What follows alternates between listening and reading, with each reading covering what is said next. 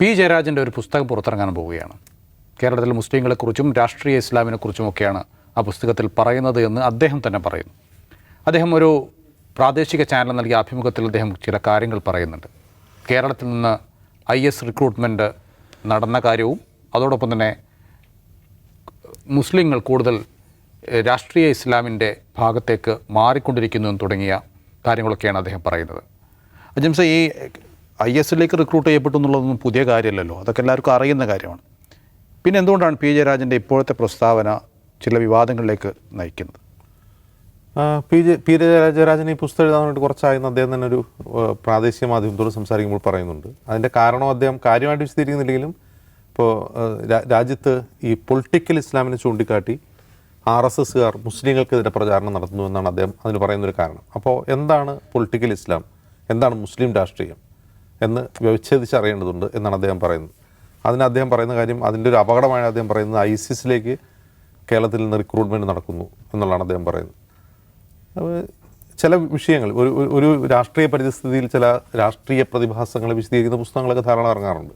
അപ്പോൾ ISനെ പറ്റി, IS നമുക്കറിയാം എമർജ് ചെയ്തു വരുന്നത് 2013 മുതലാണ്. നമുക്കറിയാം ഈ ഇറാഖിലെയും സിറിയയിലെ യുദ്ധത്തിൻ്റെ തുടർന്നാണ് ഇറാഖ് അധിനിവേശം അവസാനിപ്പിച്ച് അമേരിക്ക അവിടെ നിന്ന് പിൻവാങ്ങുന്ന സമയത്താണ് അവിടെ ISIS രൂപം കൊള്ളുന്നത്.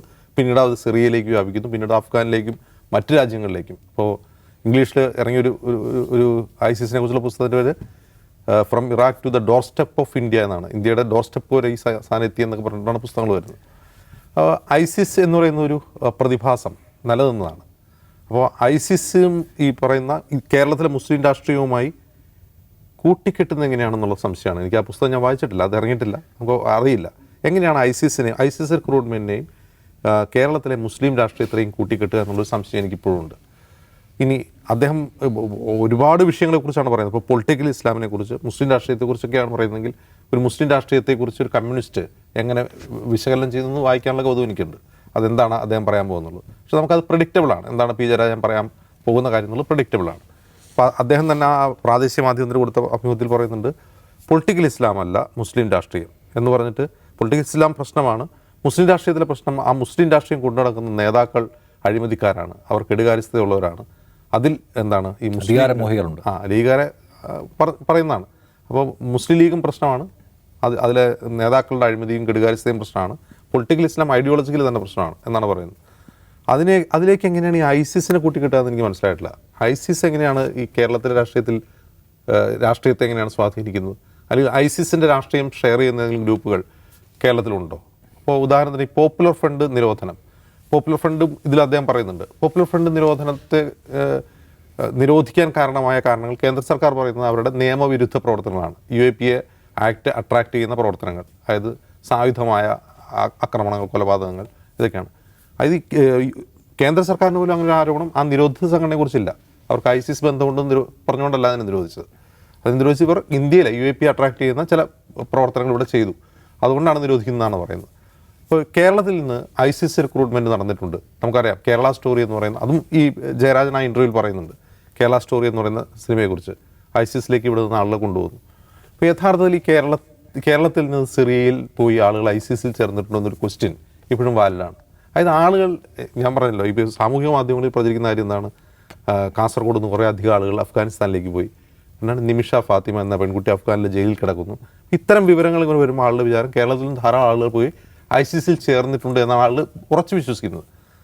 ഇപ്പോഴും സാമൂഹിക മാധ്യമങ്ങൾ കണ്ടല്ലോ, നീയൊക്കെ സിറിയയിൽ പോയി ബാക്കിൽ പോയി വെടികൊണ്ട് ചാവട എന്നൊക്കെ പറയുന്ന അധിക്ഷേപവാക്കുണ്ട്. നമ്മളിപ്പോൾ എന്തെങ്കിലും ഒരു പൊളിറ്റിക്കൽ സ്റ്റേറ്റ്മെൻറ്റ് നടത്തുകയാണ്, ഒരു മുസ്ലിം നാമധാരി എടുത്താണെങ്കിൽ തൊട്ടുടനെ വരുന്ന അധിക്ഷേപവാക്ക് പോയി സിറിയയിൽ പോയി പൊട്ടിത്തെറിച്ച് ചാവട എന്ന് പറയാം. അപ്പോൾ യഥാർത്ഥത്തിൽ ഈ ISIS റിക്രൂട്ട്മെൻറ്റ് കേസസ് ഇന്ത്യയിലുണ്ട്. ഇപ്പോൾ ഇന്ത്യൻ പാർലമെൻറ്റിൽ അത് സംബന്ധിച്ച് വിവിധ MPമാർ ചോദിച്ച ചോദ്യങ്ങൾക്ക് ഇന്ത്യയുടെ ആഭ്യന്തരമന്ത്രി കൊടുക്കുന്ന മറുപടി എന്താണ്, രണ്ട് കേസുകൾ ഈ ISIS റിക്രൂട്ട്മെൻറ്റുമായി ബന്ധപ്പെട്ട് കേരളത്തിൽ നിന്നുണ്ടായിട്ടുണ്ട്. അതായത് UAEയിൽ താമസിച്ചിരുന്ന ഒരു ഷജീബ് അബ്ദുള്ള എന്ന് പറയുന്ന ഒരാൾ പിന്നീട് അഫ്ഗാനിസ്ഥാനിലേക്ക്, UAEയിൽ നിന്ന് അഫ്ഗാനിസ്ഥാനിലേക്ക് പോയതായും അയാൾ അവിടെ ഇരുന്നു കൊണ്ട് കേരളത്തിലെ ചിലരെ സ്വാധീനിച്ച് കുറേ അധികം ആളുകളെ അഫ്ഗാനിസ്ഥാനിൽ എത്തിച്ചതായും ഉള്ള വിവരമാണ് ഇന്ത്യയിലെ ഇൻ്റലിജൻസ് ഏജൻസികൾക്കുള്ളത്. ഈ കേസ്, ഈ ISIS റിക്രൂട്ട്മെൻറ്റ് കേസ് ഇതാണ്. ബാക്കി ഇന്ത്യയിലെ എമ്പാടും വിവിധ സംസ്ഥാനങ്ങളിൽ നടന്നിട്ടുള്ള ISIS റിക്രൂട്ട്മെൻറ്റ് കേസുകൾ എന്ന് പറഞ്ഞാൽ ഐസിസിൻ്റെ ആശയങ്ങൾ സാമൂഹ്യ മാധ്യമങ്ങളിലൂടെ പ്രചരിപ്പിച്ചു എന്ന കുറ്റത്തിനാണ് ആ കേസിലെടുത്തിട്ടുള്ളത്. ഐസിസ് റിക്രൂട്ട്മെൻറ്റ് കേസ് എന്ന് പറയുന്നത് അത് സിറിയയിലേക്ക് പോയതല്ല, പകരം അഫ്ഗാനിസ്ഥാനിലേക്ക് പോയതാണ്. അപ്പോൾ ഈ അഫ്ഗാനിസ്ഥാനിലേക്ക് പോയവർ ഈ ഐസിസിൻ്റെ ഭാഗമായി യുദ്ധം ചെയ്ത് മരിക്കുകയാണ് ചെയ്തത്. അല്ല, അവർ ഈ ഓൾറെഡി കോൺഫ്ലിക്റ്റ് സോണിൽ അവരവിടെ പോയി. അവരെന്തിനാണ് പോകുന്നത്? ഖലീഫയുടെ കീഴിൽ എന്താണ് പൂർണ്ണ മതപരമായി ജീവിക്കാൻ കഴിയുന്ന ഒരു രാജ്യത്ത് ജീവിക്കുക എന്ന് സ്വപ്നം കാണുന്ന റാഡിക്കലൈസ് ചെയ്യപ്പെട്ട ചിലരാണ്. ഈ ഓൺലൈൻ വഴി റാഡിക്കലൈസ് ചെയ്യപ്പെട്ട ചിലരാണ് അഫ്ഗാനിസ്ഥാനിൽ പോയിട്ടുള്ളത്. അപ്പോൾ അവരവിടെ യുദ്ധം ചെയ്തതിനല്ല മരിച്ചത്. അവർ ആ കോൺഫ്ലിക്റ്റ് സോണിൽ പലരും വെടിയേറ്റോ ബോംബിട്ടോ, അമേരിക്ക തന്നെ അവിടെ ബോംബിടുന്നുണ്ടായിരുന്നു. ആ ബോംബാക്രമണത്തിൽ പലരും മരിച്ചതായിട്ട് വിവരങ്ങൾ ലഭിക്കുന്നുണ്ട്. ഇതാണ് നമുക്ക് അറിയാവുന്ന ഒരു ഐസിസ് സ്റ്റോറി കേരളവുമായി ബന്ധപ്പെട്ട്. അതല്ലാതെ ഈ കേരളത്തിൽ എന്തോ ഐസിസ് റിക്രൂട്ട്മെൻറ്റ് നടക്കുന്നുവെന്നോ കേരളം അതിന് വളക്കൂറുള്ള അത് BJP ആരോപിക്കുന്ന പോലെ ഇതൊരു ടെറർ നഴ്സറി ആണെന്നോ നമുക്കറിയില്ല. ഈവൻ കേന്ദ്ര ആഭ്യന്തര മന്ത്രാലയത്തിന് പോലും അങ്ങനൊരു ആരോപണമില്ല. കാര്യം അമിത്ഷാ കേന്ദ്ര ആഭ്യന്തരമന്ത്രി കർണാടകയിൽ വന്ന് പ്രസംഗിച്ചിട്ട് ഇതാ കേരളത്തിലേക്ക് നോക്കുമെന്ന് പറയുന്നുണ്ടെങ്കിൽ പോലും വസ്തുതാപരമായി പാർലമെൻറ്റിൽ കൊടുക്കുന്ന മറുപടിയിൽ കേരളം ഒരു ടെറർ റിക്രൂട്ടിംഗ് ഹബ്ബാണ് എന്ന അഭിപ്രായം കേന്ദ്ര ആഭ്യന്തര മന്ത്രാലയത്തിന് പോലും ഇല്ല. അങ്ങനെ ഇരിക്കുകയാണ് CPM സംസ്ഥാന കമ്മിറ്റി അംഗമായ P. ജയരാജൻ ഈ ഐസിസ് റിക്രൂട്ട്മെൻറ്റിനെയും മുസ്ലിം രാഷ്ട്രീയത്തെയും കൂട്ടിക്കെട്ടാൻ ശ്രമിക്കുന്നത്. അതിൻ്റെ കാരണം എന്താണ് അതിൻ്റെ പ്രചോദനം എന്ന് ചോദിച്ചാൽ, ഞാൻ മനസ്സിലാക്കുന്നത് കഴിഞ്ഞ ലോക്സഭാ തെരഞ്ഞെടുപ്പിൽ LDFന് നേരിട്ടിട്ടുള്ള ഒരു പരാജയമുണ്ട്. ആ പരാജയത്തിൻ്റെ കാരണങ്ങളെ വളരെ വസ്തുനിഷ്ഠമായി ആ പാർട്ടി വിലയിരുത്തുന്നുണ്ടാവും, CPM എന്ന പാർട്ടി വിലയിരുത്തുന്നുണ്ടാവും. അത് അവർ ഉൾപാർട്ടിയിൽ വിലയിരുത്തിക്കോട്ടെ. പക്ഷെ പുറത്തേക്ക് CPMൻ്റെ നേതാക്കൾ പലരായി പരോക്ഷമായി പ്രകടിപ്പിക്കുന്ന ഒരു ആശയം എന്ന് പറയുന്നത് 2024 ലോക്സഭാ തെരഞ്ഞെടുപ്പിന് തൊട്ടു മുമ്പായി നിരവധി പ്രശ്നങ്ങളിൽ പാർട്ടി പരസ്യമായ നിലപാട് മറ്റു പാർട്ടികളിൽ നിന്ന് വിഭിന്നമായി ധൈര്യത്തോടെ പരസ്യമായ നിലപാട് സ്വീകരിച്ചു. ഉദാഹരണത്തിന് ഫലസ്തീൻ ഇഷ്യൂ, 2 ഈ പറയുന്ന പൗരത്വ നിയമം.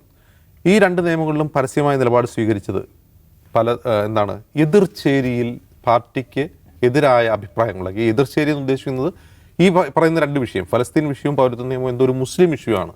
അപ്പോൾ മുസ്ലിങ്ങൾക്കെതിരെ നിൽക്കുന്ന ആളുകൾക്കിടയിൽ പാർട്ടിയോട് അനാഭിമുഖ്യം ഉണ്ടാക്കിയിട്ടുണ്ട് എന്നാണ് അവർ പറയുന്നത്. എങ്കിൽ പിന്നെ അത് മറികടക്കാനുള്ള ഒരു മാർഗ്ഗം എന്താണ്? മുസ്ലിം ബാഷിംഗ് ആണ്. അതായത് ഒരു ഉദാഹരണം ശ്രദ്ധിക്കുക. സോഷ്യൽ മീഡിയയിൽ ഇപ്പോൾ നമുക്ക് ട്രെൻഡിങ് ആയിട്ടൊരു വിഷയം, വയനാട് ദുരന്തവുമായി ബന്ധപ്പെട്ട് സർക്കാർ കൊടുത്തിട്ടുള്ള കണക്ക് കോടതിയിൽ കൊടുത്തിരുന്നു. ആ കോടതിയിൽ കൊടുത്തിട്ടുള്ള കണക്ക് സംബന്ധിച്ച് വാർത്തകൾ ധാരാളം വന്നു, എല്ലാ മാധ്യമങ്ങളും വാർത്തകൾ വന്നു. ഒരു വശത്ത് മാധ്യമങ്ങൾക്കെതിരായി പാർട്ടി CPMൻ്റെ സൈബർ വിങ് അതിശക്തമായ പ്രചാരണം നടത്തുന്നു.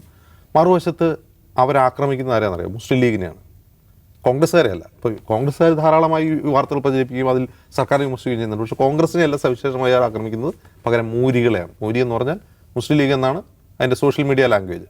അപ്പോൾ ഈ മുസ്ലിം ബാഷിംഗ് എന്ന് പറയുന്നത് ഇനി ആ ലോക്സഭാ തെരഞ്ഞെടുപ്പിൽ ഏത് കാരണം കൊണ്ടാണോ തോൽവിയേറ്റത് അതിൽ നിന്ന് രക്ഷപ്പെടാൻ CPM കാണുന്ന ഒരു വഴി അതാണ്. അപ്പോൾ അതിൻ്റെ ഒരു ഭാഗമായി ഈ പുസ്തകത്തെ വായിക്കാനാണ് ഞാൻ ആഗ്രഹിക്കുന്നത്. ഞാൻ പുസ്തകം വായിച്ചിട്ടില്ല, വായിച്ചു കഴിഞ്ഞിട്ട് നമുക്ക് ബാക്കി അഭിപ്രായം പറയാം. P. ജയരാജൻ അദ്ദേഹത്തിൻ്റെ പുസ്തകത്തെക്കുറിച്ച് പറയുന്ന ഒരു കാര്യം, ചില ചരിത്ര സംഗതികളെ ഞാൻ വീണ്ടെടുത്ത് എഴുതി തയ്യാറാക്കിയൊരു പുസ്തകമാക്കുന്നു എന്നാണ്. കേരളത്തിൽ IS റിക്രൂട്ട്മെൻറ്റ് നടക്കുന്നു എന്ന സ്റ്റേറ്റ്മെൻറ്റ് അദ്ദേഹത്തിൻ്റെ അഭിമുഖത്തിൽ എവിടെയുമില്ല, നടന്നിട്ടുണ്ട് എന്നാണ്. അപ്പോൾ IS റിക്രൂട്ട്മെൻറ്റ് നടന്നിട്ടുണ്ട്, ISലേക്ക് ആളുകൾ പോയിട്ടുണ്ട് എന്നതും കേരളത്തിലെ മുസ്ലിം സംഘടനാ രാഷ്ട്രീയവും മുസ്ലിം രാഷ്ട്രീയവും പഠിക്കുമ്പോൾ രേഖപ്പെടുത്തേണ്ട സംഗതിയാണെന്ന് അദ്ദേഹം ഇപ്പോൾ പറയുകയാണ്.